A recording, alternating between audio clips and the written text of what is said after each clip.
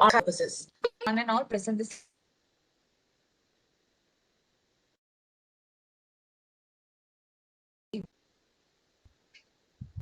Anamika, I don't think, 1 minute, I don't think we can hear you. Can you hear me now? Yes, you're good now. Yeah. Yep, you're good now. You can start. This meeting is being recorded for other purposes. Good evening to one and all present this evening. It gives me immense pleasure to welcome President of Language Organizations, University of Chicago,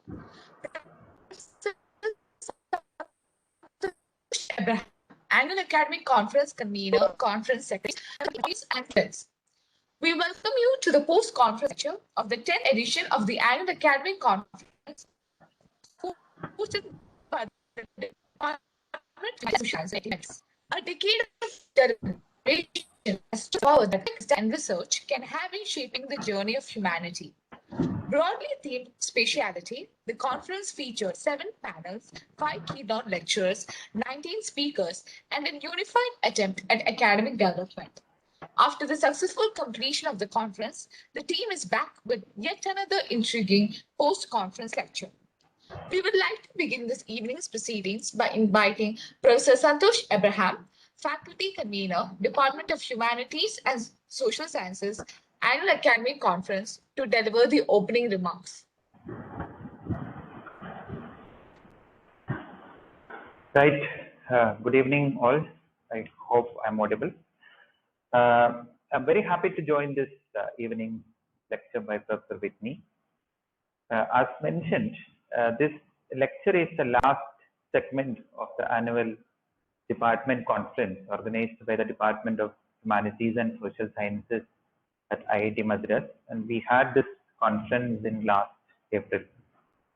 And the conference was themed around the concept of spatiality, and the 3 days of virtual event in April had brought in very interesting larger understanding about the concept of spatiality from a variety of disciplinary contexts such as literature, gender, religion, geography, environment, etc. So as an official concluding event, Professor Whitney's lecture on spaces and persons brings us the historical context of spatiality, referring to ancient Tamilakam. So on behalf of, I'm not taking much time, on behalf of Department of Humanities and Social Sciences, I welcome Professor Whitney to the event, and we're looking forward to listening to you this evening. Hearty welcome to the conference. Thank you very much, Santosh. Thank you, Anamika, and thank you, Ardra, for all of the help in organizing. Good morning in Chicago, and good evening in Chennai. I'm very conscious of the fact that Chennai is kind of my second home in India, and I am very conscious. I know from my friends there that the pandemic has not been at the level it's been in certain cities in the north, but I know it's been an incredibly trying and difficult time for everyone. I really very sincerely hope that all are well and that everyone's families are well.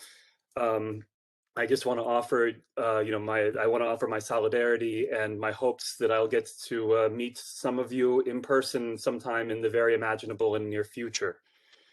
I have a great deal of affection for IIT, going back to the fact that one of my teachers in Chennai, the great R. Vijayalakshmi, who actually now lives in America, she was the spouse of Professor Rāngarajan, who worked in the physics department, and I spent dozens, if not hundreds, of very happy hours on the beautiful IIT campus, reading in her front garden when I was doing my dissertation work. So it's a place that's very very dear to me. It's also the best swimming pool in Chennai, and I remember that very fondly as well.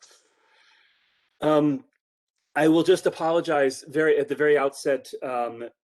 Hopefully for no reason, but as I said, it's the morning time here in Chicago, and if my dog barks, I apologize in advance. My door is shut, so she won't come in, but in any event.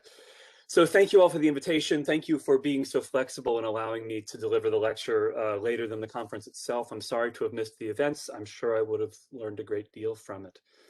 I'm going to begin by, I'm going to start off my, I'm going to share my screen and I'm going to start some slides.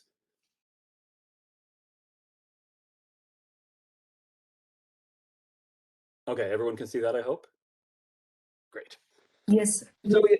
Okay, so my topic today is spaces and persons, the Tantrāloka, the Rājarājeśvara, and the study of Śaiva civilization. My aim here is to take two central artifacts of the 11th century South Asian world, particularly the South Asian Śaiva world, in a single gaze. These two, and it's to my great advantage to be speaking to the audience I'm speaking to tonight. The image on the left quite possibly needs no introduction, although I'll be talking a great deal about it. These two are the Rājarājeśvara temple in Tanjore and Abhinavagupta's great Tantrāloka, which is seen here in a very heavily annotated Sharada manuscript. These works were completed within about a decade of each other at different ends of the Indian subcontinent. The first of these is, of course, an enormous temple complex, which was built essentially from scratch in the final decades of Rājaraja I Chora's reign, and contains the richest archive of Tamil language epigraphy found anywhere in the far south. The second, the Tantrāloka, is an extensive ritual manual, theological treatise, and an encyclopedia in a sense, drawing on and incorporating a wide range of prior texts written in Sanskrit, which was composed by the greatest mind in the history of Tantric Shaivism. Now, for a long time now, I've been very interested in the connections in this period, the medieval period, between Kashmir and the Tamil-speaking South. But in trying to think about these two things together, there's, I hope, a kind of useful constraint or complication that I'm introducing. Certainly, we can say that these two works were not in any way genetically related to each other. There was no relationship of influence between the text and the temple or vice versa. They existed, as I said, they came into being really at the opposite ends of the Indian subcontinent, more than 2,000 kilometers apart from each other. So whatever useful thinking of these together we might do is not the result of tracing out diligently some sort of genetic connection, but instead about thinking about them at a more systemic level. And when I'm conscious, and I'll say this right at the outset, I'm conscious of the fact that there's something kind of crazy about doing this. It risks, on the one hand, being reductive to the point of being trivial, or becoming just a purely rhetorical exercise rather than something really analytically substantive. But to try to think about these two things and to try to think about them as, in the way I'll term them, to think about them as civilizational projects, we have to do some theoretical work to start out. We have to be able to construct them as objects of our understanding differently than we might usually do so. Now, and I hope this might provide at least something of a secondary virtue to this little exercise I'm going to present to you. Because this gives us an opportunity to think about what's on offer for our ways of understanding synthetically and the nature of pre-modern South Asia, pre-modern India, I'll just say from here on out, and to entertain possible alternatives to the way we might think about that. Now, one of my major points of departure here is this great study from 2009, Alexis Sanderson's monograph-length article entitled The Śaiva Age, The Rise and Dominance of Shaivism During the Early Medieval Period. This work, incidentally, like all of his scholarship, is available on his academia page, and if there's anything of interest in what I say tonight, I highly recommend looking into his exemplary work. Many hundreds of pages of this study, it is an article, but it's 300 pages long, is devoted to the sort of meticulous philology that he has always practiced. But he rounds this out with what he calls a provisional general explanation, drawing on the best historical scholarship on the early medieval period in India. Now, there's a lot to recommend this piece, and again, I do very warmly recommend it. But I want to suggest that maybe we can think about this less, we can usefully think about things less in terms of a periodistically demarcated field, that is to say, an age, excuse me, and instead to think for a moment with me about the idea of the study of Śaiva civilization.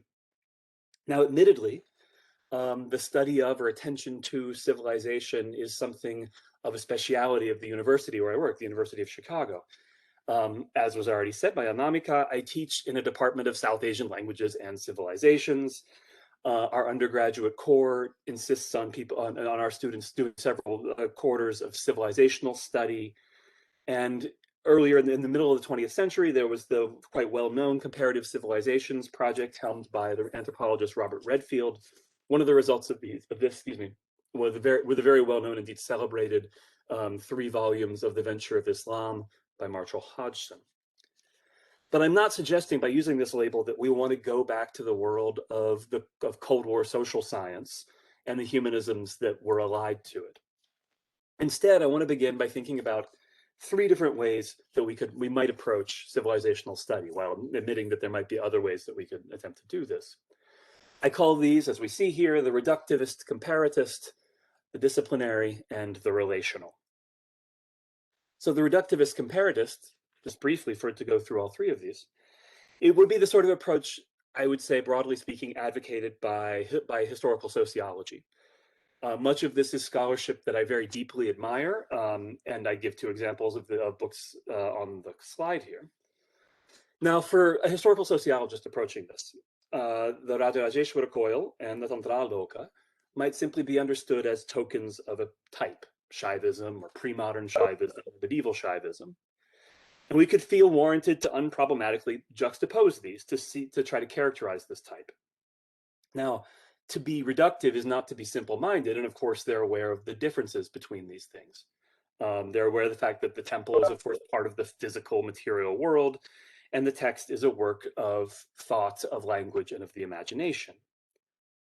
Now, if this, and one, of course, the temple is, of course, devoted to a public act, it's devoted to royal power, to the legitimation of sovereignty, and the other one is esoteric, scholarly. Now, if our imagined historical sociologist might happen to know a little Sanskrit, she might think of this as mapping onto the dyad between works that were parartha versus atmartha, directed towards a public aim versus directed towards a private aim, usually moksha, soteriology. Now, the best I would argue that we can come up with something about this by venturing a comparison like this is we say something about, well, Shaivism was heterogeneous. And like the Hinduism that we know today, we might say that it's something that consists of a kind of unity and diversity. None of this, I hasten to say, is necessarily incorrect. But there's a troubling lack of detail here, and in any case, we're chasing after a predetermined object, Shaivism or pre-modern Shaivism, that merely becomes a vague container of these objects and other such objects we might want to put inside it. So we turn to our second option, the disciplinary. Now, this is the approach that's most familiar to me, and it's the one that I was trained in and the one that I train my students in. So in some sense, it's kind of invisible to me, and I want to, so it's the one that's most difficult for me to qualify. The philologist, the archaeologist, the political historian, or the architectural historian, these are all, to borrow a useful term from the philosopher Richard Rorty, these are all connoisseurs of the particular. Their analysis, the sort of analysis I was trained to produce, again, it thrives on the careful delimitation of a field that the specialist scholar is comfortable in exhausting. This becomes an epistemological and even in certain ways an ethical limit to the practice of scholarship. This research can, of course, be highly useful, and I give a list here of just some of the many works that I drew upon in thinking about and preparing this talk today, all of it from several, distributed across several different disciplines, we might say, between Indology, history, art history, etc. But the knowledge that results from this is necessarily, as part of its founding presumption, is broken up, is morselized, put into small buckets, so to say. And the possibility of wider synthesis is often either dismissed, that's not my job, or it's pushed off to the horizon for future research. Now, I want to be clear about something. Epistemological modesty is a chief scholarly virtue, and disciplinary knowledge is absolutely essential. But if we give up in advance on the idea of just looking for a bigger picture, we maybe abandon the possibility of learning something unexpected or of creating new intellectual horizons in which to explore. So with these two options in mind, I want to turn to my third option, the relational, which is the one I'm going to advocate for here this evening. Now, by relational, I mean this term in at least two senses. First, and simply enough, this shares with the comparatist view the idea of seeing these two things, these two civilizational projects, as I said, together, to see them in relation to each other, in contrast to the kind of willed separation that disciplinary compartmentalization necessitates. Second, and this is kind of a distinctive part here, it sees these not as reified entities, but as themselves bundles of relations. Some of these relations were things that these projects incorporated intentionally. They are both, at a kind of minimal level, we might say, they're both orchestrations and reorganizations of existing resources, whether those be physical resources or ideational resources. These are equally set within a network of objective relations, some of which the authors or the makers of these things would be aware of, but some of which were not necessarily by any means cognizable to them. And we need to try to account for these to whatever extent we can. Of course, there's lots. These are things that happened a very long time ago, 1,000 years ago. And there's a lot we can't access. But we need to be able to think about these, but as I say, about the network of relations in which these works self-consciously position themselves, and in which we can reconstruct them existing within. Another thing I want to be clear about is that the production of this kind of relational model of thinking about these things is not something given to us by nature or by history. It is rather an artifact of interpretation. And this is what I want to suggest, that this makes this kind of comparison or juxtaposition possible and allows us to interpret these two projects in relation to each other. Now, the ultimate ancestor, as I say here on this slide, of this sort of approach is a slim volume, once given as a lecture, by the medieval European art historian Erwin Panofsky. This volume, Gothic Architecture and Scholasticism, in which he tried to argue for a sustained set of analogies between the great theological summas of Thomas Aquinas and others, and the construction of the great cathedrals of medieval Europe, high medieval Europe, we might say. Now, this is not a particularly welcome position to take in contemporary art historical scholarship, where I think Panofsky is nowadays consigned to being part of the history of scholarship rather than defining a position that can be actively engaged with. And there's certainly a messiness, there's certainly a neatness rather to his descriptions that belies the messy world of the 12th century Western Europe. All the same, I find the very effort of what he's trying to do to be enlightening. Now, it works within a very tight set of spatio-temporal coordinates. He describes his area of concern being a 100-mile zone around Paris in the 12th century. And my own efforts, where I'm posing homologies all the way across the lateral axis of the subcontinent, might seem even more ill-advised than Panofsky's. But I want to pick up from this because it was Panofsky's book that gave modern scholarship the term habitus, something that was emphasized in the afterword to his own translation. The book was originally published in English, that the sociologist Pierre Bourdieu produced when he himself translated it into French as a young scholar.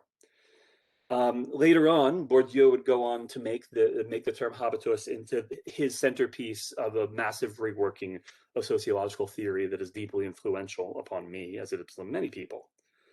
Much of my inspiration here is, in fact, Bourdieusian. To attempt to understand, however, the exhaustive reconstruction of a kind of Śaiva habitus, or a series of Śaiva habituses, would be a welcome project for scholarship, but is something that is, I think, kind of far off for the time being. To try to account completely for, and this is just to pick a definition of one of several that Bourdieu offered across his career, of the durable and transposable systems of schemata of perception, apprehension, and action. To attempt to reconstruct this for the phenomenon of pre-modern Shaivism is beyond my abilities right now, but it's something that I want to kind of posit as a kind of distant goal that a project like this seeks to accomplish. Now, I'm just going to sketch in two such schemas or schemata here, and I'm not going to do anything more than try to provide minimal characterizations of them. They were signaled in my title. On the one hand, I'd like to understand the types of Śaiva persons that these two projects admit and attempt to regiment. And I want to try to understand the orderings of significant space by which they are themselves structured and which they in turn attempt to organize or structure. These two terms, persons and spaces, are not particular by any means to what medieval Shaivas thought was important. These are general rubrics that I think any kind of collective phenomenon, any collective human action or project must necessarily contend with. But they're useful, I think. I hope I'll prove this. But I want to emphasize here that what I'm doing here is very tentative. It is something of an experiment. I am in the cliche stepping outside my comfort zone and doing something like this. And it's experimental and it's liable to be falsified by later research or even in terms of our discussion. Largely, I think of this as a kind of an offering of a set of materials for discussion rather than a final interpretation. So I'm going to thank you all for bearing with me, and I look forward to talking about it with you. So I want to just briefly begin by characterizing these two projects.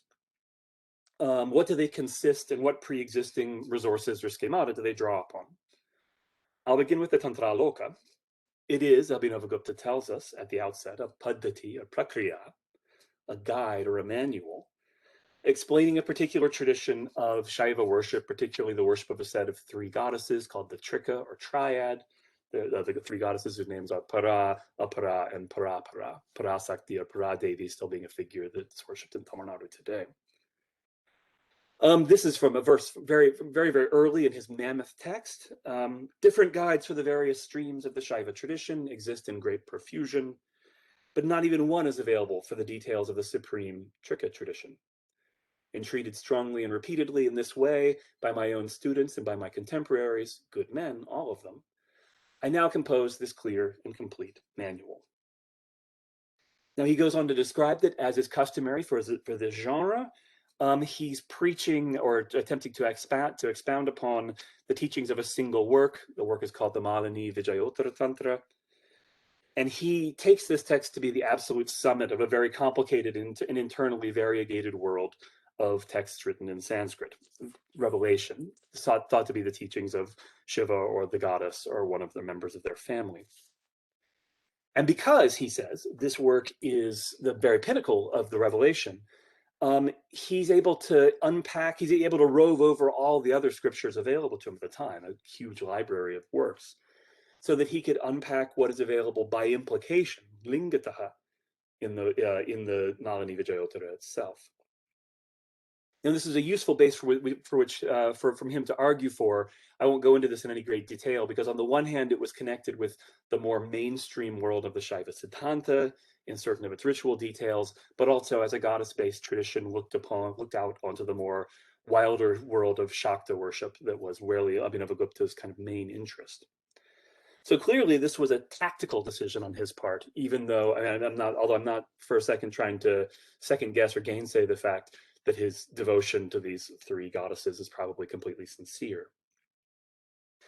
Now, essentially, a paddhati is a practical book, a handbook, a guidebook, a rule book. But in the course of explaining the scripture he's preaching about, he really wants to present a long-form, totalizing vision of the religion that was available to him at the time, and he wants to do it from a very particular theological perspective. He gets into this almost immediately after his initial statement about the genre he's writing in, when he talks about this idea of ignorance as the cause of rebirth and knowledge the sole cause of liberation. Now, this is an explicit statement from the text that he's preaching. And he claims this is something that would have been shared by all of his co-religionists, by any and all Shaivas. Ignorance is not, in this altered sense, however, a lack of knowledge, an absence of knowledge, or a case of error, of a bad inference, or of seeing a rope and thinking it's a snake or something like that. It's more metaphysical. It's not cognitive at all. It is a condition of the soul rather than of the intellect. And very briefly, Abhinavagupta's project and the whole of his long text is to present what might be a transcendental subject lying behind the presence of this occluding world of ignorance, this including ignorance. He's coming out of a philosophical tradition in which he himself was a participant here, of the Pratibhagya Shastra, the recognition Shastra, which was distinctive intellectual tradition of Kashmir, although it spread throughout India. And it's this theoretical argument or position that he has in the back of his mind the whole time, no matter how much, as is frequently the case, he's getting into very sort of worldly, we might say, details of ritual, of the forms of mantras, of iconography of deities, things like that.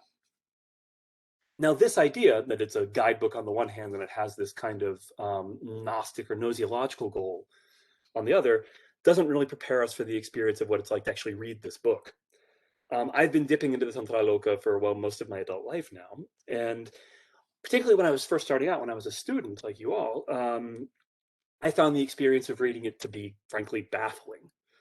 The thread of his presentation is often very difficult to discern because he often turns to very extensive quotations from his sources, or would suddenly move into great abstraction when he's actually talking about practical details, or sometimes vice versa.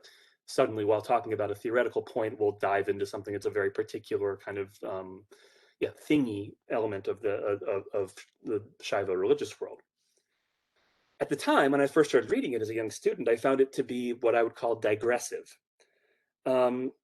But my younger self, as has proven to be the case time and time again, was in fact quite wrong about this. And it was not a digressive work so much as, if I can coin a term, an ingressive one, by which I mean it's frequently structured around deep dives into particular points of interest as they emerge in the course of his presentation. Lately, in the last couple of years, I've taken to thinking of this as being kind of like what the experience, for me anyway, of watching a Kuriyatam performance in Kerala, to the ways that a performer can suddenly excavate an enormous backstory from a single detail of the text, of the supposedly explicit text that he or she is acting out. Now, I'm going to draw a couple of examples of these ingressions today, but I want to keep this in mind. This is an unusual work. It's not structured like other usual works of Sanskrit Shastra. Now, to move to the temple, the Rājarājeśvara temple, again, this is something that I hope most of you have actually had an opportunity to visit before. I have a mixture of good and not so good images that I'll be sharing with you today. It's obviously a structure. It is a very commanding work of the built environment. It was the largest building in India at the time of its construction.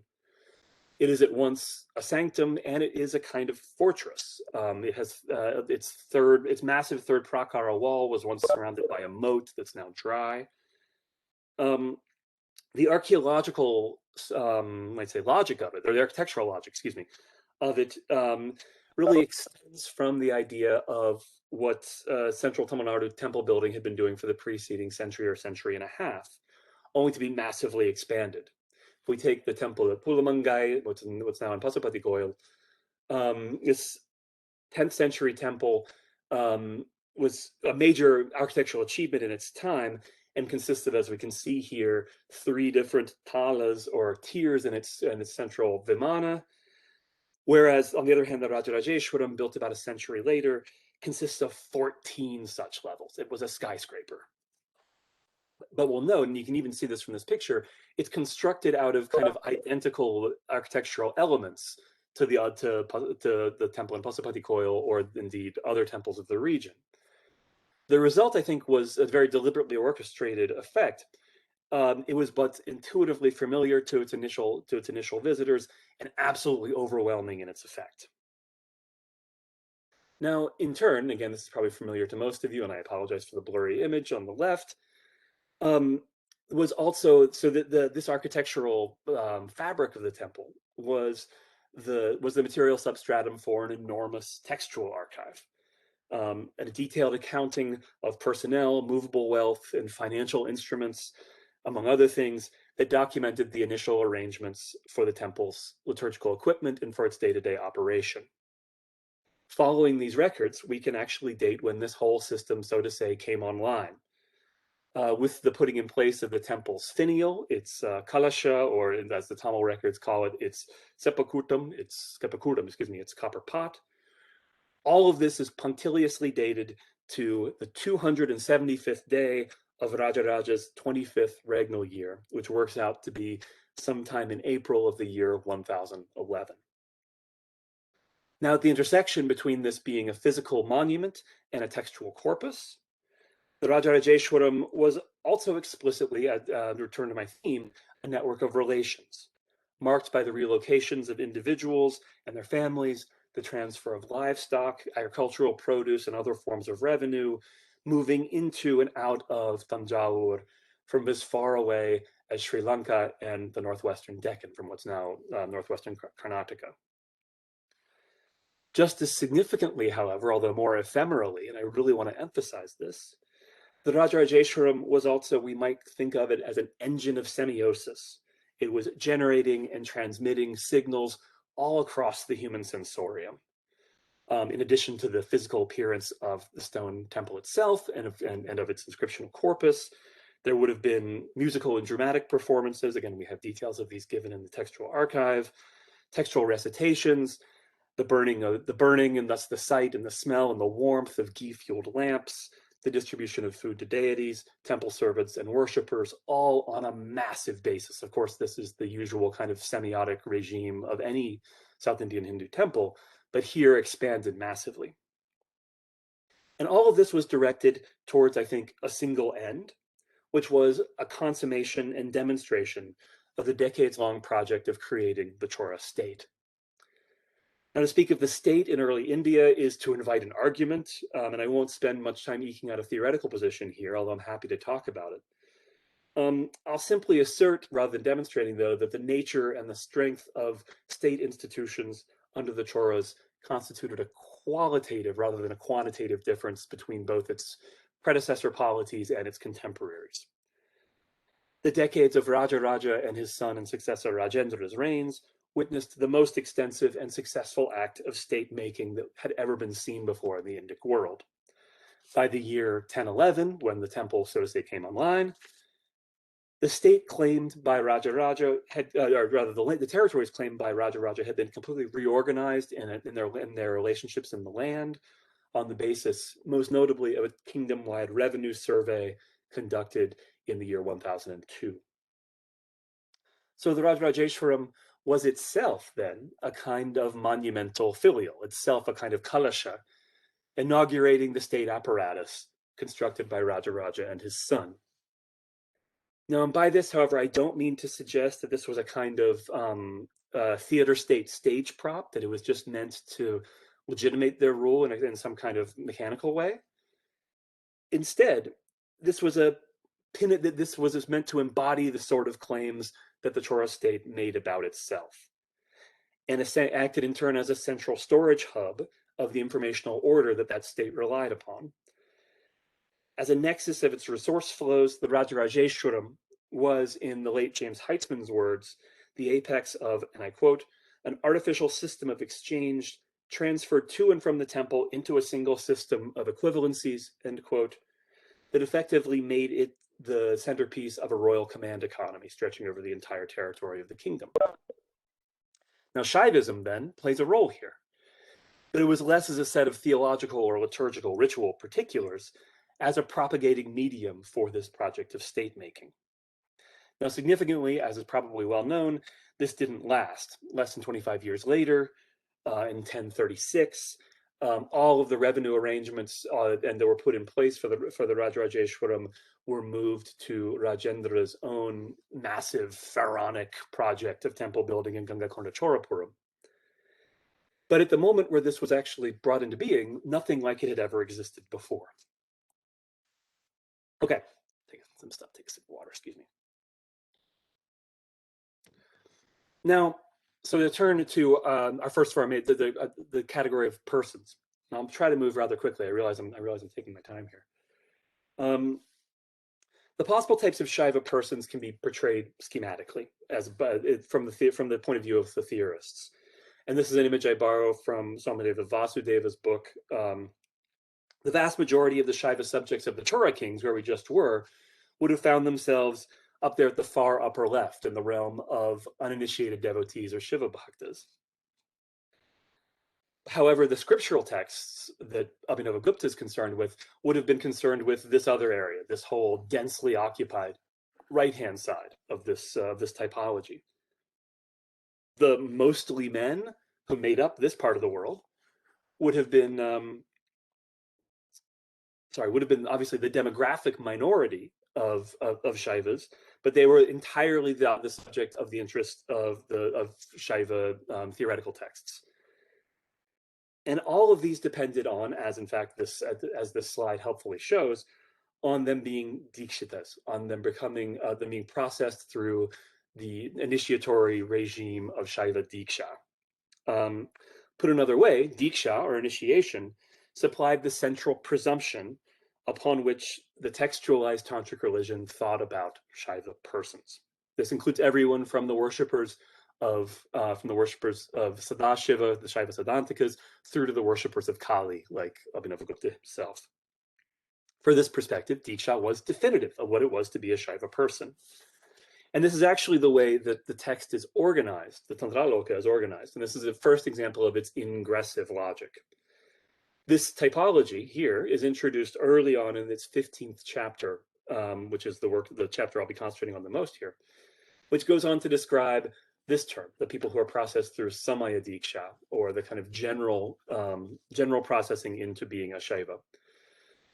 Now, but what this chapter actually details in great length, it's the longest chapter in the work by far, is the daily worship undergone by anyone after the process of their being processed through Diksha. So, in fact, the work involves two simultaneous causal and temporal trajectories that are intersecting. Following one trajectory, the guru who's giving initiation is meant to perform all of the worship that's described here in its full form for the initiate. And then on the other hand, following the other trajectory, this describes exactly the same set of ritual discipline that any initiate will be expected to perform for the rest of his, or in a minority of cases, her life. The hinge of Diksha is thus essential. It is this that creates each Shaiva person, according to from this theoretical point of view. Now, and this is something shared across the doctrinal spectrum, as I said, but however, there are certain exceptional figures, Abhinava describes, among these found among the charismatic fringes of the Kaula cults or tantric cults, for whom these regular rules don't apply. For them, awareness alone is enough to guarantee their own transformation, their sanskriya, that otherwise could be secured only through ritual. Now, this is actually intelligible in light of his theory of ignorance and liberation that I mentioned a moment ago. It follows that if it's not something that's actually reducible to strictly intellectual knowledge, if it's something that's if ignorance isn't strictly speaking intellectual, then it follows that certain that certain extraordinary people don't need to have a kind of discursive awareness, still less a ritual practical practice that informs them. These sort of people were not only possible, but indeed they're highly valued within the religion that precisely the version of the religion that Abhinavagupta is teaching. But this introduces an important instability, a central instability, into the kind of institutionalized, self-reproducing religion that he's ultimately really trying to establish. The crucial discussion of this problem is actually found earlier in the text. I'm not going to go into the actual textual passages here, in its 4th chapter.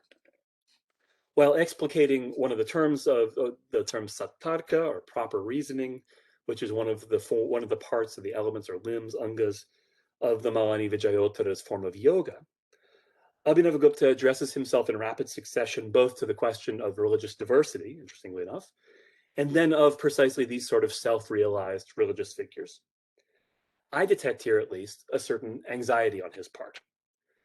Abhinava acknowledges the existence of these kind of Shaivas who were, as he describes it, consecrated by the goddesses of their own cognition. They were abhishiktaha swasamviti devi bihi, but who thus fall outside of the world of legible guru-disciple lineages that otherwise, all Shaivas aver, ultimately go back to Shiva himself.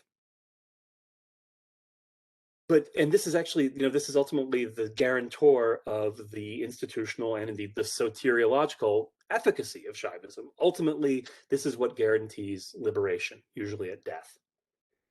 But the introduction of these figures who don't actually fit within this world, this institutionalized world, seems to me, it causes this institutional security to sort of say waver.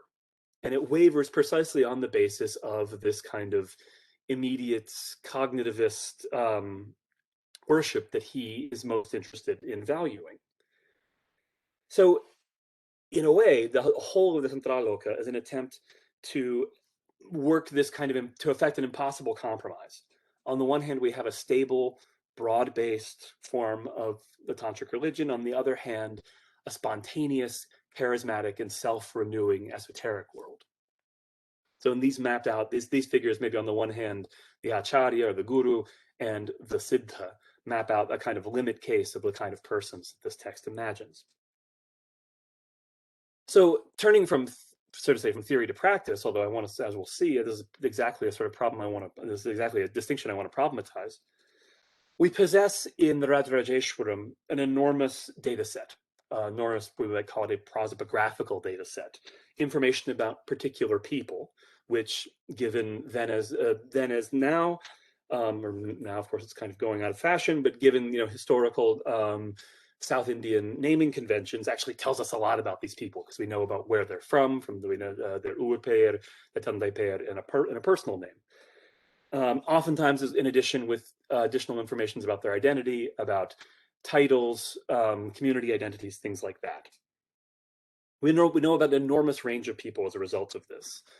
In what we might call the marquee records, the really big, the big records that document huge donations of specie or of ornaments made of precious metals, we get a picture of the upper echelons of the kingdom's elite, drawn from the royal family through to leading figures associated with the temple.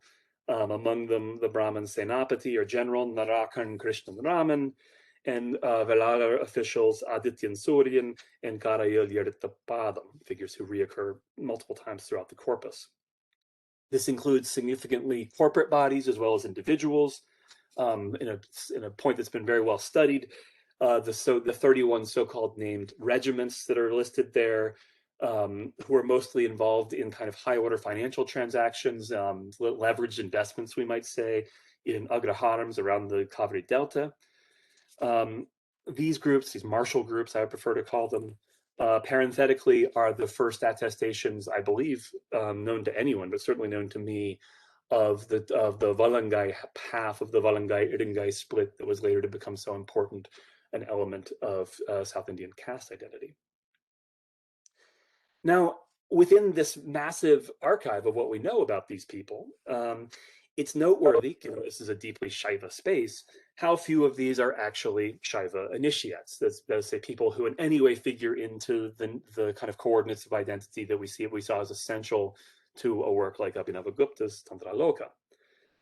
If we leave aside that exceptional figure of Ishana Shiva Pandita, who sometimes refers to as the temple's chief priest, and who is one of the leading donors of in this kind of elite branch of the people named in the inscriptions, there's only a single group here.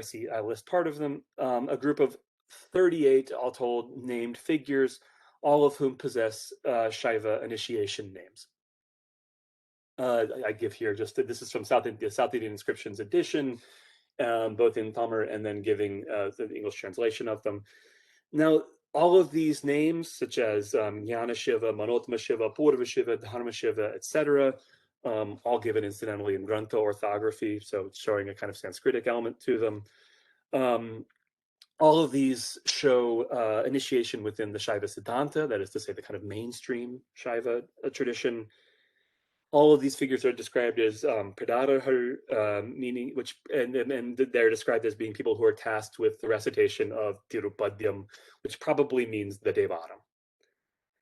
Now, interestingly enough, despite the presence of the Shiva name suffix, which again, prescriptive texts tell us is only to be given to people who are ascriptively Brahmins, have a descriptive Brahmin identity, only one of these figures seems to actually have that identity, to have Brahman identity. This is a figure named Suryadeva Kramavittan, alias Somashivan, who is actually distinctive from the rest of these figures anyway. All of these are singers. He's a drummer, and he's given a different set of naming conventions. He's given his father. It shows his place name and other elements of his identity that are rather different. Now, this list, incidentally, of these 38 figures, the reason why the reason why the numerals don't work out is because there's an earlier list attached to them, is then stylistically consistent with another, again, very famous part of this data set, a list of 402 women whose names, native places, and residences in the streets surrounding the temple are all detailed. Thus showing that these men, these performers, singers, and these women who were listed, who are supposedly dancers and other forms of performers, were localized in the temple, again, as part of this regime of semiotic reproduction. Now, there's a cast of thousands, though, all told, of people mentioned here, and so this small group of people possessed of these assigned Śaiva identities dwindle into a kind of insignificance. Here you see a closer look at the list. But interestingly, I think at a kind of morphological level, we can see how they compare. I picked one of these names at random from this list of these Śaiva, these figures with these Śaiva initiation names. We can see here Ayaran Panorabhaganana Hridayashivan, following the formulaicness of his father's name, his own personal name, Panorabhagan, and then his initiation name, Hridayashivan. We can compare him with another figure essentially chosen at random from elsewhere in the corpus, a figure named Alatururayan Kalan Karnapanana Rājarājeśvara Muvendavelan. Again, we see that morphologically these are very similar. We have a father's name, a personal name that then can be built out. In one hand, mentioning the village that this person is connected with. Our second figure happens to be probably a landholder in that village of Alatur. And we see that the initiation name, Hridayashivan, exists in parallel with this term Rājarājeśvara Muvendavelan, which indicates, first of all, something in probably his community identity, is probably a Velalar, and his placement in the system of the titles of honor given issued from the Chora court. So these initiatory identities, like Hridayashiva, are made kind of equivalent to this identity that's really more of a public, so to say, political identity. Taken as a whole, and I'm just going to present this as conclusions rather than the evidence that backs it. We see then a kind of calibration or triangulation between these Śaiva identities and these, as I said, these political identities that are based on the royal court and the human king at its center. So what from a textual doctrinal point of view is central, diksha or initiation, just becomes one of several publicly legible ways to be a Śaiva devotee within the context of the Rājarājeśvara. Incidentally, this appears to be and only weakly associated with caste identity. I think that's a significant point. Now, I'm really fascinated by the way these personal name conventions work. I could give a whole talk about that, but I will use it instead as a way to quickly move through some ideas about how the temple spaces work before then very briefly touching upon a theory of spatiality that picks up in the Tantrāloka before giving some conclusions. Now, the way that these titles of honor indicate a kind of calibration of identity with the royal court, in turn also connect us with the major interventions in the spatial organization, not of the temple space itself, but of the entirety of the Chora kingdom at this time, that, as I've argued, as I suggested earlier, is meant to have the temple as its apex.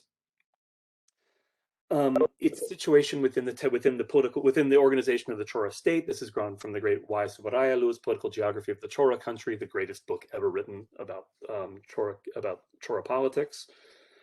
The temples, we can see Tanjore right here, right about in the center of our map. But also it's situated within a network of the Varanardas. These are a new set of de novo, ex nihilo creations of the Chora court in Rājarāja's time. producing large administrative units above the individual nardas, which were the kind of conventional units from which around which agrarian life was centrally organized. The creation of these new sort of provincial units all were marked by a personal name connecting them with the king himself, and were directly a result of this thing I mentioned earlier, the kingdom-wide revenue survey conducted in the year 1002.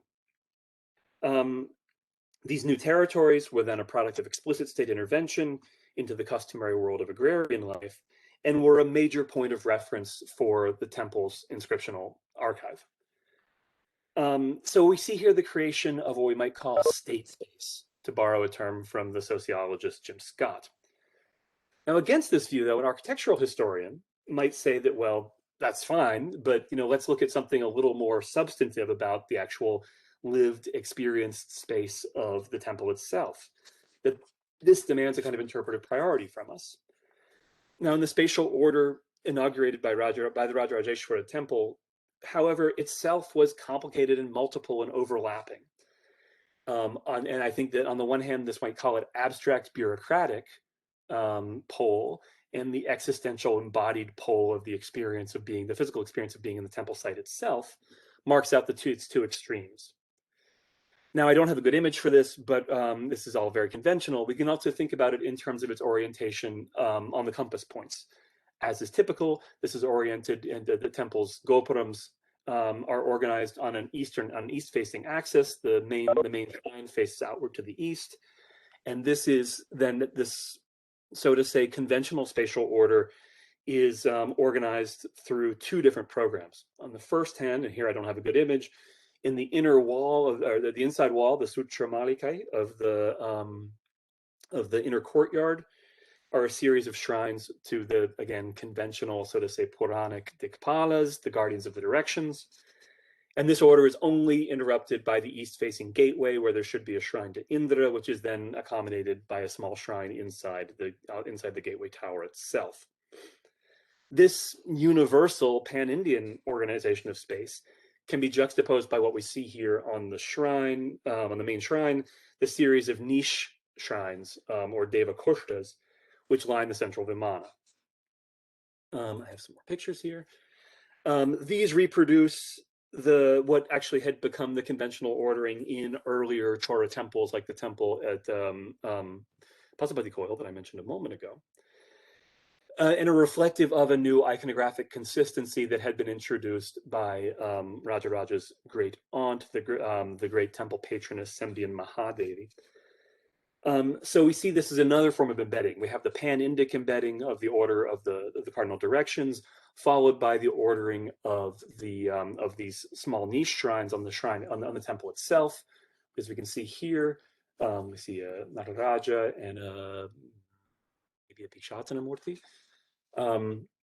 But this is then in turn subordinated to something original in this temple, as we see on the upper register in both of these images, to a consistent sculptural band representing, dedicated solely to martial representations of Shiva in his form of Tripurantaka.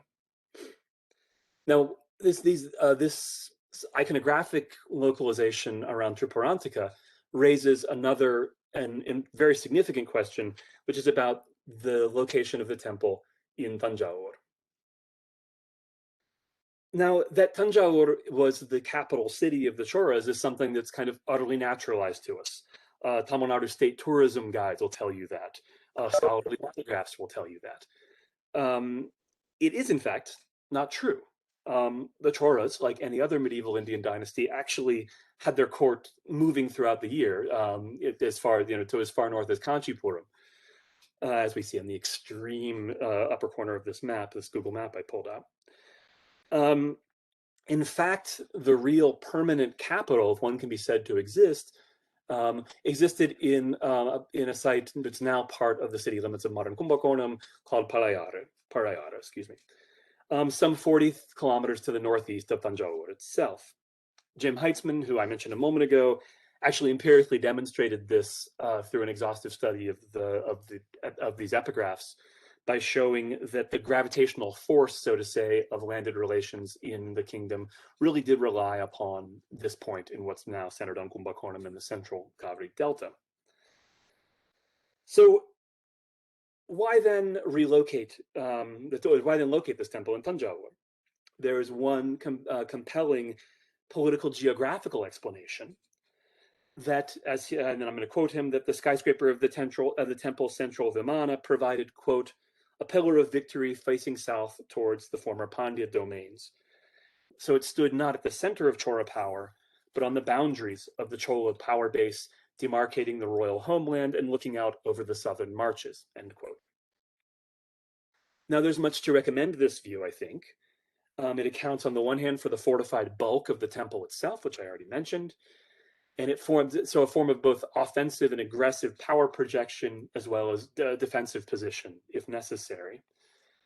And this suggests, I think, a similar strategic logic that might have motivated the other massive fortress temple here, even further northeast from Kumbakonam, Rajendra's monument in Gangakonda Chorapuram, which is perhaps arguably, and I think credibly, reflective of the shifting of geopolitical interest more to the northeast, more towards the Deccan, ultimately. But this spatial logic, this so to say, sort of military political logic, can be linked to another spatial logic altogether, one that is equally strategic but theological rather than military. The Chora presence in Tanjavur had begun with the Vijayalaya, the first of Rājarājeśvara's ancestors to claim descent from the great Sangam era family of the Choras, who ruled in the second half of the 9th century and ruled from Urayur, near Trichy. And from his own base in Urayur, his earliest major martial accomplishment had in fact been wresting Tanjavur from a rival dynasty, the Muttarayars. Commemorating this victory, he undertook the only act of patronage, which he's recorded by later eulogists. This is from a Sanskrit text issued by Rajendra's court, which describes his major charitable act. After he established the goddess Nishumbasudani, whose lotus feet are worshipped by gods and asuras alike, through her favor, Vijayalaya bore the entire earth, clothed in the four oceans as if it were a garland. That is to say, translating this out of the eulogistic language of the inscription, Vijayalaya's conquest of his neighbor's capital and his veneration of this goddess is figured as making possible his future successes. As long ago as 1977, the great R. Nagaswamy convincingly identified the image under worship in Tanjavur today as Vardabhadrakali with Vijayalaya's Nishumbasudani. And see, this is just an image I grabbed off of YouTube and an image from an article that I'll discuss in a second, respectively, under worship and with all of the ritual accoutrement removed. In Padma Kaimal's excellent interpretation of this image, its violence and its distinctive imploding composition, her term, point to its origins in a localized martial culture of the Kaveri Delta, which is very disjunct from the kind of peaceful world that we see her described in Rajendra's eulogy of some generations later. I'm not going to read out the quote, but it's here for you to see. This is her very compelling reading of the image itself. But I will say that, so she puts this within the trajectory of what she characterizes as an evolutionary process of kingship and its relationship to cultural expression. Now, I slightly part ways with Kaimal, although I admire this study greatly. She sees this as a kind of declination from a standard set by the Pallavas that then returns to a more kind of peaceful version of kingship seen under the later Choras. But I think this cultivation of a fearsome war goddess was not a retrogression, but rather just one other set of cultural resources that were available to this particular king. This range of possible position takings shouldn't be plotted on an evolutionary scale, but as a set of cultural resources that can be differentially invoked according to circumstances. Vijayalaya, as essentially a war leader, an aggressive war leader, wasn't a devolution, but just a different position in the field. But surely Kaimal is completely right that there is an imperial idiom of patronage and representation. And witness that the fact that Nishumbasudini, the goddess supposedly of Tanjore, appears nowhere in the sculptural or the liturgical program of the Rājarājeśvara temple. Instead, of the Shakta goddess, excuse me, the iconographic center of the temple is, as I already mentioned, Tripurantaka.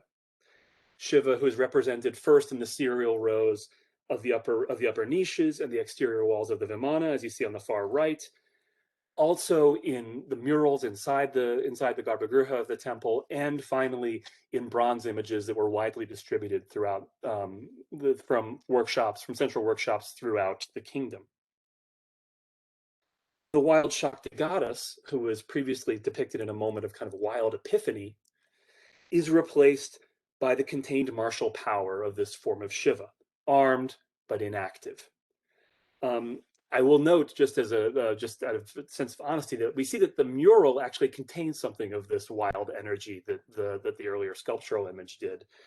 It is this, however, in very strong contrast to the sculptural images. And I don't really have a good account for that right now, but I'd be very happy to discuss it.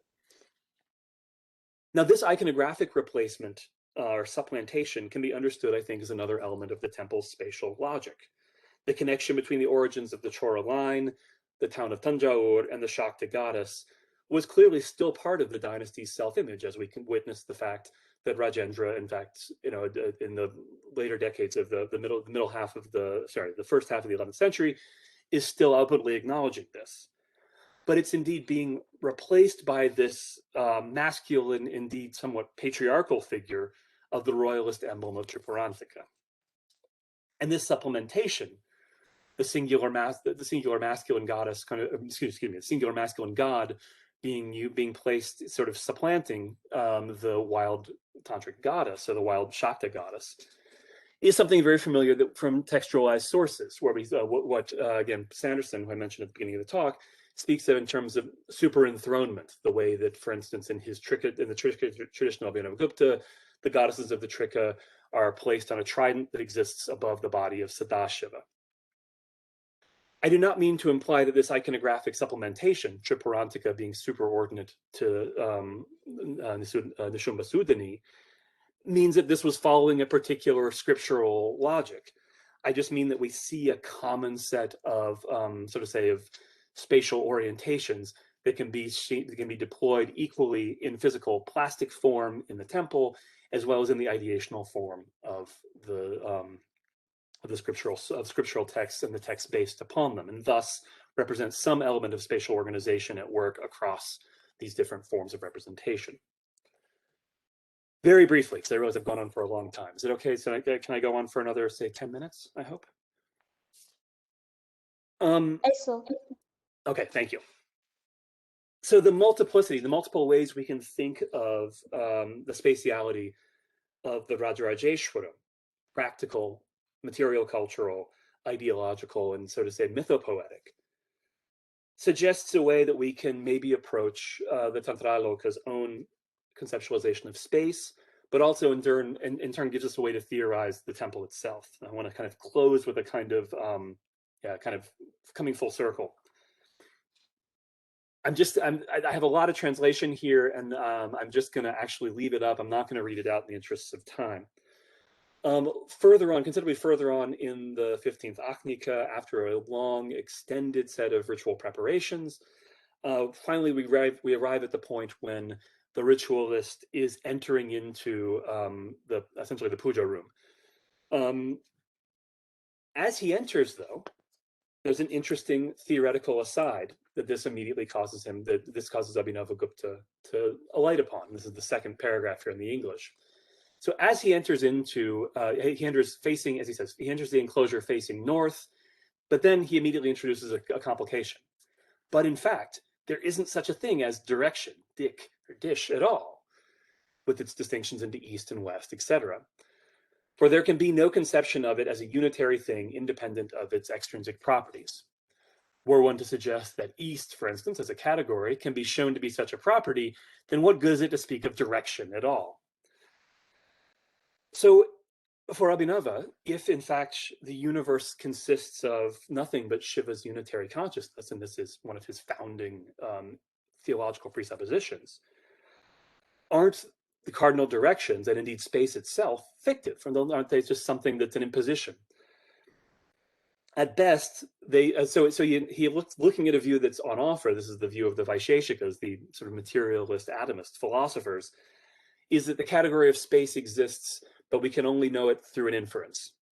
We can only know it because of these upadhis, or additional properties, such as east, west, north, south.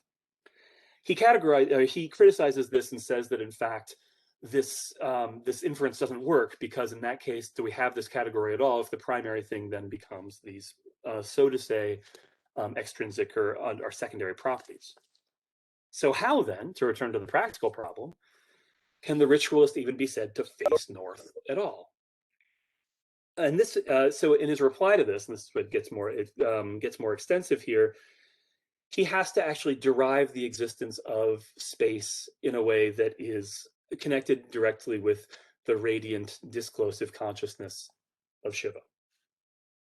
Now, in his first pass to this derivation, he begins from what we might call our kind of pre-theoretical categories of spatial relations. We all experience the world as the fact that things are differentially available to our awareness, and things are differentially available to our ability to be involved with them. But this conventional understanding, this thing that we all sort of have, or he wants us to come along in his understanding that we all have, is being assigned necessarily from his intellectual presuppositions to Shiva, because our own consciousness and Shiva's are ultimately identical. Everyone listening to the talk, everyone looking at their computer screen is all actual Shiva's experience, according to Abhinavagupta. So we can sort of say map this onto Shiva's awareness. And this allows him to take this pre-theoretical account of spatiality and produce a kind of set of etymological exercises that allow us to derive the conventional names in Sanskrit for, excuse me, Puraha, Paschat, Pur, Dakshina, and Vama are names of the cardinal directions. He grounds this, intriguingly, in a kind of visual, in a visual image of a globe with a light source shining down on it from above, producing a fully illuminated upper hemisphere of a globe, the lower hemisphere in darkness, and so to say an equator where the light is partially present and partially absent. This then allows him to begin to derive these spatial directions in accordance with this idea of a single light source, and with as we can see in the passage here. For me, this kind of recalls the 20th century philosopher Martin Heidegger with his combination of the kind of existential and the etymological, but that's just kind of a stray observation. I don't intend that as a more substantive comparison. Now, this is only the first of his ways of deriving space. He then does it a couple different other ways. One way is very particular to the theology of that's kind of commonly held by the Śaivas. He derives it from the 5 faces of Sadashiva. I'm not going to go into that. But then, interestingly, he turns to a third derivation. This one, instead of the existential versus the kind of mytho-theological, from what we might really call the empirical, even falsifiable knowledge that comes from Jyotisha, from the astral sciences. He links this to the real existence, the existence in our legible public world of the directions of the movement of the sun on the occasion of the 2 equinoxes. He also further introduces an interesting complication that we might think of as sort of an anthropological complication about the existence of space for people living on other dweepas, other continents. When we presume the Puranic model of the sun orbiting Mount Meru. Now, I won't go into this here. This actually exists in an interesting tension because, of course, both his acknowledgement of this kind of globular shape of the disclosive of the derivation of the directions, and Jyotisha itself in this period was already perfectly aware of the globular model of the world. They still were geocentric rather than heliocentric, but anyway. In this way, Abhinavagupta provides here in one of his characteristic ingressions, a self-reflexive gloss on the multiple experiences of spatiality that were consistent with a Śaiva habitus. that would have been necessarily co-present there. And these range from our everyday world of routine, the way that things are available to us in practical life, through things we know from textual background, things we know from the Puranas, through to things that we know from textual representations of a sort of, like I said again, a sort of empirical, falsifiable way, nature. So anchoring this all, though, is his appeal to Shiva's unitary prakasha, his disclosive illumination, that allows us to unify these elements that otherwise would exist in a set of unreconciled overlap. Now, I would suggest this can usefully then be used to go back to think about the multiple spatial orders in Tanjāvūr, combining the conventional, that is to say, the actual orientation of the cardinal directions, which are collated with their pan-Indic guardian figures, the Dikpalas, and also with the preceding 2 centuries of Chora architecture, with the geopolitical, and, if you don't mind me making up a term, the kind of theopolitical.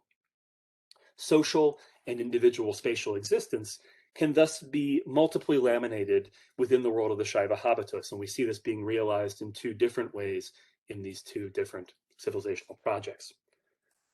So just a couple words of conclusion. I think that I would assert, rather, that this experience of heterogeneity and overlap and non-destructive, non-vitiating contradiction is maybe the steady state of what I think of as civilizational life. Insofar as this provides a flexible set of resources and strategies that allow for variability across space and time.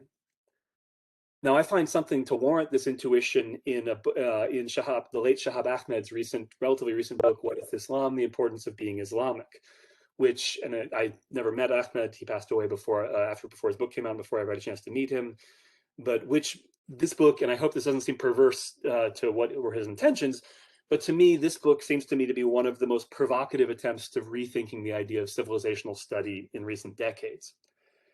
In this book, which I warmly recommend to you all, as he sought to recover such practices as representational art, or the cultivation of Persian poetry, or the drinking of wine as being fundamentally, even definitionally, Islamic practices, he points a way towards understanding and focalizing complexity without contradiction. And this is more or less my chief intention here. Further, this allows us to think about maybe troubling or rethinking the relationship between theory and practice. Both sides of this debate, amongst my colleagues, are guilty of the same attempt at attempting a kind of hierarchical relationship. Scholars of theoretical texts, of Shastra, are oftentimes, say, of Śaiva prescriptive texts, like the Tantrāloka itself, often consider themselves to be in possession of the keys to unlock any sort of empirical state of affairs in pre-modern India. But by contrast, many of my epigraphical colleagues would tell you that, well, unless something is written on stone and exactly correlable in terms of space and time controls, it lacks any kind of evidentiary value. I'd like to trouble this distinction and say that the sort of multiple empirical identities we see realized in the Tanjāvūr inscriptional corpus could help us to understand, or maybe just kind of better imagine, the kind of complex, messy world of social identities that Abhinavagupta attempted to theorize.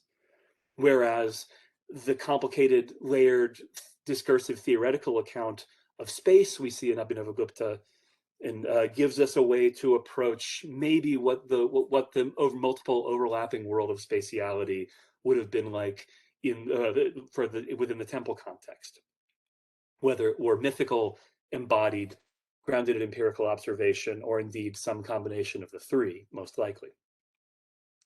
So to end then, so these sorts of civilizational projects should be understood as necessarily perspectival, as interpretive, and of course, although I haven't properly emphasized this here, as based on articulations from a place of authority, with all the control over material, and symbolic resources that necessitates.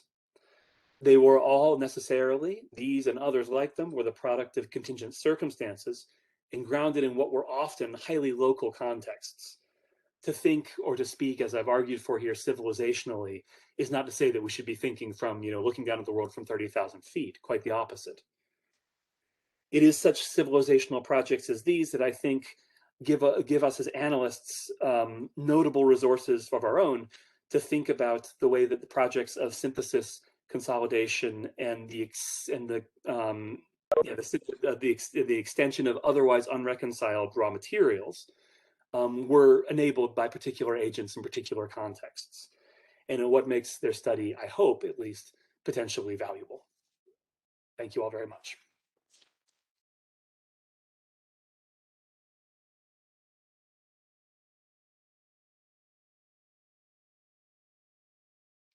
So I realize I ran on very long, and I realize we only have about 15 minutes, but I'd be very happy to take questions if anyone has any. Thank you, sir. I guess the floor is open for the questions and for the discussion on the lecture. Please participate.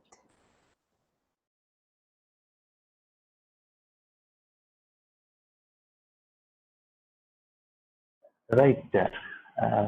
Thank you, Professor, for the very interesting talk. Please, thanks. The most interesting part of your lecture was the way you attempted to point out the relational context of temple complement and the literary text, that is structure and thought, if I understood correctly, through the concept of spatiality involved in both temple structure and the textual project. I'm sorry, my knowledge in this field is very limited, but while you make this thesis, I'm just curious to know how do you account the accumulated knowledge of the author of the Tantrāloka text with that of an engineer or a planner of the temple complex. So in other words, maybe I am just started to think that a text could be the product of long accumulated knowledge, but temple structure could be more related to a spontaneous thinking of a builder. So I'm sorry, I have a very preliminary understanding of the field, but I would be happy to listen to you. No, thank you. No, thank you, Santosh. No, it's an excellent question. And well, there are a couple things. One is that doing something like this, I would hope. Well, first of all, it is. I mean, you picked up on the point that I was trying to make quite exactly right. Was thinking about these. So by thinking of them relationally, as I said, as a way to kind of think about them in a way that we can dissolve them into the networks of relations they are themselves. And obviously, I don't want to claim that we can simply assimilate or identify these two things. It's important, first of all, to realize that the Tantrāloka, like any text, is of course also a material thing in its own right, and textual materiality. And one of the reasons why I started with that image of a manuscript is to maybe bring that to our awareness. I talked a little bit, and I mean, this is actually going back to work that I did a number of years ago. I did a kind of experiment along similar lines, thinking about another great temple complex. This is the now ruined Bhojpur temple complex in central Madhya Pradesh, with Bhojadeva Sringara Prakasha, another one of these great encyclopedic works of roughly the same time. Now there, of course, I was able to say that, well, these are actually the product of, in some sense, the same intentionality, because they're both ascribed to Bhojadeva Dhara. And in thinking about that, it was one of the ways that I first kind of planted the seeds for thinking about something like this. I think it's a useful way to go about this because, on the one hand, of course, the Sutradhara, the Sthapati of the Tanjore temple, an engineer, wasn't, of course, a kind of singular figure of genius who was totally responsible for producing the site. Of course, it's a massive, so to say, orchestration of human and material resources. It would help us, and I think it helps us to get back, so to say, behind the image of the text that we have, the authorial text that we have attributed to Abhinavagupta, to actually usefully think about it that way. And first of all, I'm a Sanskritist and I'm a textual scholar, so sometimes the analogy works going in one direction for me rather than the other. But I'll try to turn it around and do it in the second direction as well. So thinking about this itself as a product of a fundamentally social act of text building, let's call it, maybe helps us. And there's I realize this was a long talk. there's a yet longer version of this where I tried to actually, using some of the clues that the Tantrāloka provides us in its conclusion, of getting behind the social world that that actually led to Abhinava's construction. He has a kind of autobiographical coda where he describes the house he was living in and the kind of the community that he lived within, and the women who were actually instrumental in actually producing the text because they were the women taking care of him. It's a very interesting and unusual admission that a Sanskrit Shastri never talks about things like this. It's a very valuable sort of say document. Okay, going the other direction. Insofar as so precisely what I don't want to have you understand is that would be the idea that, well, okay, this gives us a kind of model of, like I said, a kind of masterful singular intentionality that's realizing the temple, whether it were to be Rājarājeśvara himself or whether it were to be the architect. So instead, because something like the text is so, like this particular text is so clear about the nature of which it's an assemblage, it helps us to think about, well, what are the things that go into the assemblage of this built environment, I think. And that's one of the reasons why I wanted to push at things that were not just the physical architectural surround, in part because I'm not an architectural historian, so I'm not really qualified to talk about that.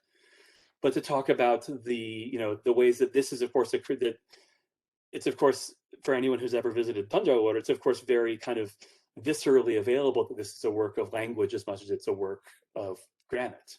And so that's one way to think about this. It's a way to have both of these seemingly singular, seemingly sort of self-identical objects interrupt each other, if that makes sense.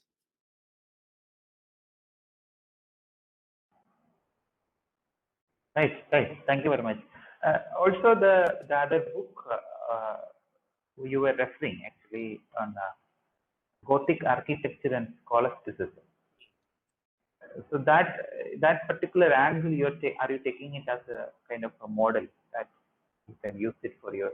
Let's say a distant model. I mean, I've reached out to European art historian colleagues to say, like, what's the stake of this right now? And I mean, it's not just that I'm worried about seeming, unfashionable, but that obviously it's something that's been subjected to a lot of criticism. It was published many, many decades ago. And yet there is something about that. There's like I said in my opening remarks, there's something about the ambition there that I find kind of appealing. Whether or not we're willing to say that, oh, okay, we can make a sort of we can kind of, so to say, have a kind of grid that allows an interpretive grid that's absolutely the same for these two things, which is kind of the strong version of Panofsky's argument. I would rather it be, let's think about this, let's do it, I mean, kind of frame it the way I framed it today. I am very happy with framing things as experiments, I would say, and see what the cash value of such an experiment would be. It was, as I said, very influential on the sociology of Pierre Bourdieu, although it's not often acknowledged. And he's someone who I see as one of my kind of theoretical teachers over the years. And so it was actually kind of doing a kind of reading around his work that actually led me back to this and made me think this might be an experiment worth attempting sometime. Thank you very much. My pleasure.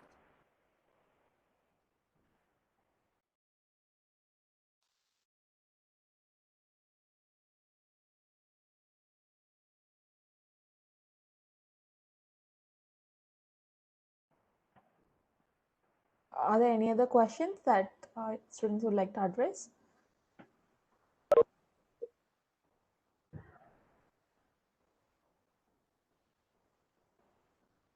Well, friends, I know it was a big, complicated talk, and I was throwing a lot of stuff at you. And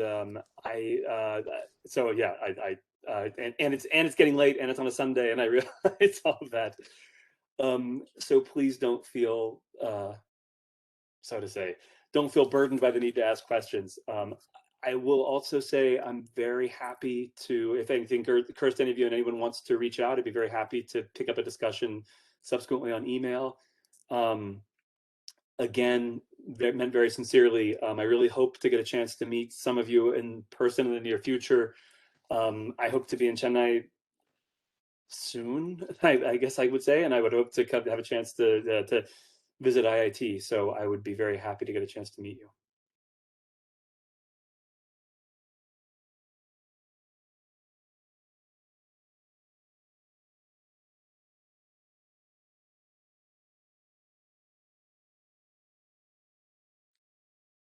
I have Thank a you, sir. query, sir. Sorry for the interruption. So I have a query, sir. Is there, do you find any spatial vestiges of, say, the Chola dynasty, say in terms of the lived experiences of people even till day in Tamil Nadu, like from your visits, or say in the, at least in the central delta around Kaveri I in mean, Tamil Nadu? there may very well be people in the audience who'd be better qualified to speak to this than I would. I mean, unfortunately, so I mean, obviously, yes, insofar as these 10th, 11th, 12th century monuments are still part of our, consensually available social world. If you do, I mean, if you go on a temple tour in the Kaveri Delta in Tanjore Trichy district, you're of course, experiencing this world in a similar way. What I, as someone who flirts with the social history of this period, and to the point where I've become quite obnoxious whenever I meet archaeological colleagues, is we still know so little about what the everyday social experience would have been in terms of domestic architecture, in terms of foodways. We know a little bit about foodways for this period. And if you ever read, as someone who's a kind of diehard medievalist, if you read ASI reports, which are great works of scholarship, and I don't this is not meant as a slur against my archaeological colleagues, but you read site reports and they'll say like, okay, there's lots of medieval stuff and we're not even going to document that because we can find, because they're more interested in things from the early historic period. And I understand that's just how how research questions get formed. Actually understanding, I mean, if we could understand what if we can understand what in some basic way what Agraharam life would have been like, just to pick a very privileged example, in the 12th century in terms of way that housing clusters worked, the way that we know a lot about the way that relationships to, say, fields worked, because that's what temple epigraphy is overwhelmingly concerned with.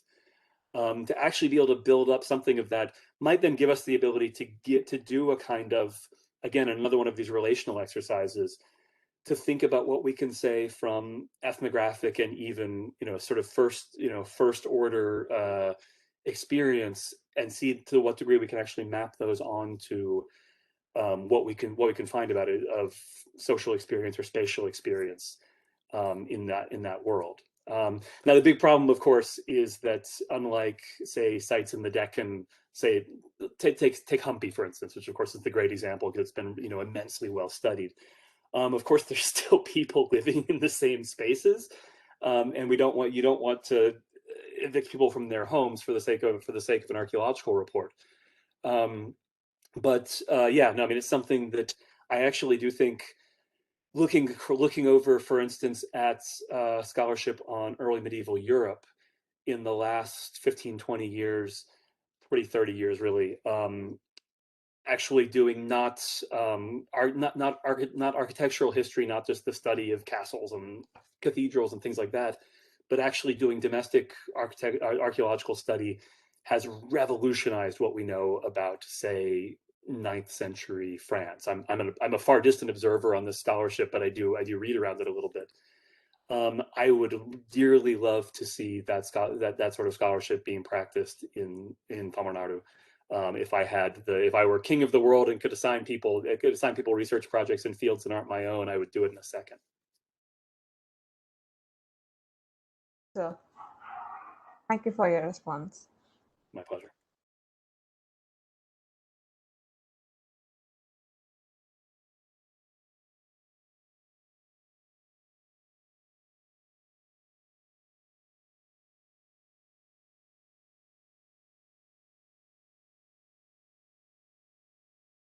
there are no questions, we can wind up the section.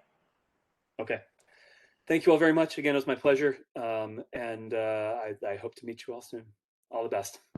Thank you, sir, for the lecture. Thank you all. I would once again like to thank Professor Whitney Cox on the behalf of the annual academic conference of the Department of Humanities and Social Sciences, IIT Madras team. Thank you for spending time with us this evening. We will forever remain grateful for the valuable time you have spent with us this evening. Thanks to all the participants too. Thank you. Thank All you, the sir. best. Thank you.